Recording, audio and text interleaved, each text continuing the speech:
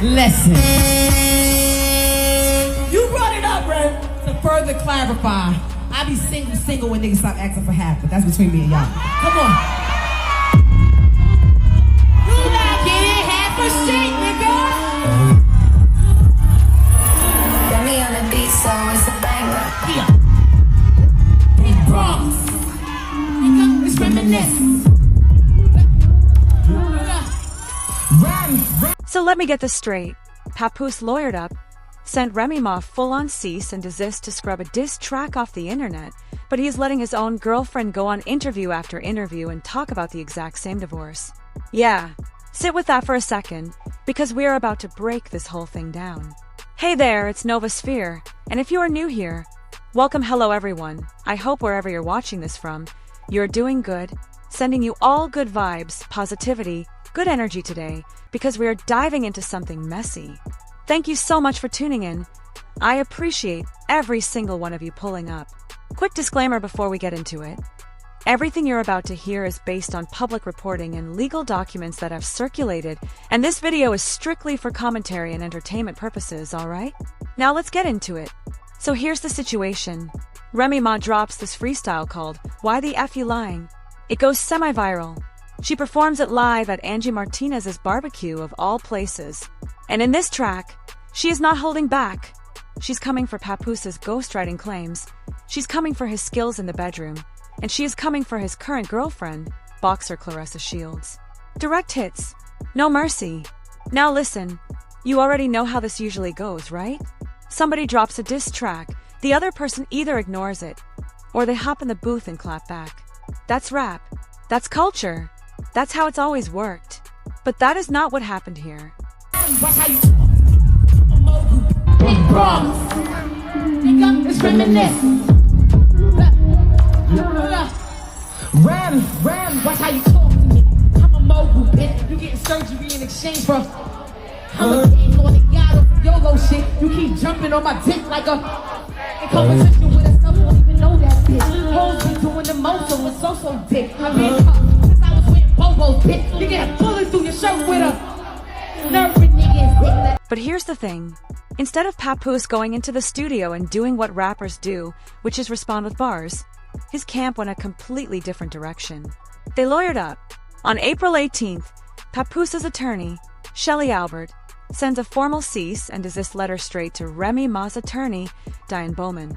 And get this isn't even happening in a vacuum. This is tied directly into their ongoing divorce case. You heard that right. Their divorce case. Now you tell me, does that sound like a man who's confident in his bars? Or does that sound like a man who knew he had nothing to clap back with? So he called a lawyer instead?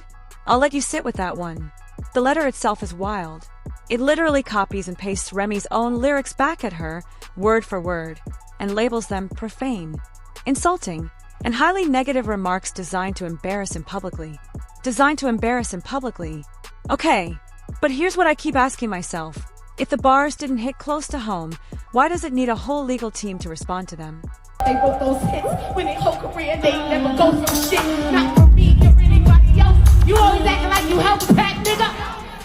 You gotta know what the problem is. I don't really brag them, but you don't talk about prices when your bags up. You talking numbers, but the numbers ain't adding up. You wanna be a baby, but you gotta know how to network. How to network. You know you getting money when they Googling your net worth. I'm a motherfucking expert. How you talking out your neck when I know how you you bitches really young, they can't make this up. They calling me slim rim, but my weight is up. They telling me I should wait, nigga. Wait is up, yeah, it's time. So when you see me with it, bitch, it's fine. When these other bitches rappers always just rhymes. When I rap, bitches always 10 times. Stop paying. I got these niggas in the jail when you stay with me. I got these niggas in the streets when you playing with me. I got these niggas in the south really hanging with me. I got these niggas in the gates really playing with me. What you looking at my shoes for? God, I know more than Now here's where it gets even more interesting. Papoose's legal team pivots the whole argument toward their daughter. They're saying that dragging this personal beef into the public spotlight causes serious emotional harm to their young child, because one day she might hear this recording and be exposed to what they call deeply inappropriate conflict between her parents. And look, on the surface, that sounds responsible, right? That sounds like a concerned parent. But now listen, and I want you to really listen to this part, because here's the thing that doesn't add up. If the concern is truly about protecting the child from public conflict, why is Claressa Shields still doing interview after interview, talking about the divorce, talking about how she and Papoose met, talking about phone calls, talking about text messages? Why is that okay? Why is that not deeply inappropriate conflict too? You can't have it both ways. You cannot say we're protecting our daughter from public conflict while your girlfriend is sitting across from a camera dissecting the entire relationship timeline for public consumption. That's not protecting a child. That's protecting an image. There's a difference, and audiences are not stupid. We can tell the difference. Smooth boy, food talk, nice kick in the feet, give a shoot. Listen, how I never get eaten, but I always get mentioned. Like I'm a big hoe, but I never get fucked. See, I might get subs, but I never get. Might go a little smoke, but it never gets. Got this big ass chain and it never gets. Play a hate them, not at all. I don't play those games. Blood beef with Rem. Bitch nigga, say my name. Is you shy?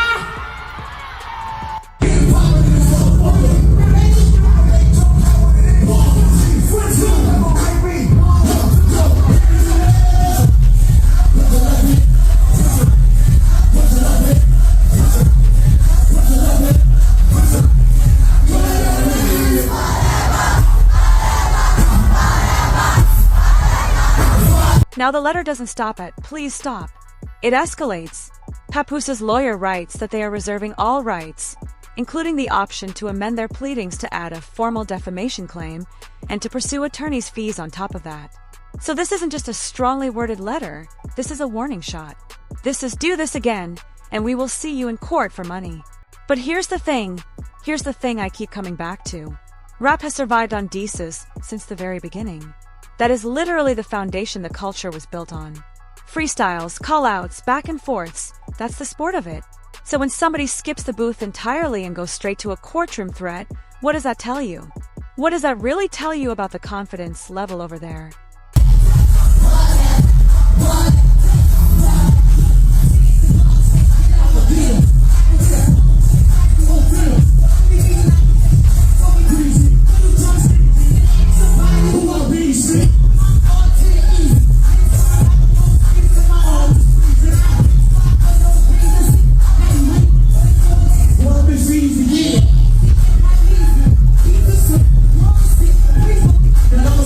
And this part is honestly kind of funny to me.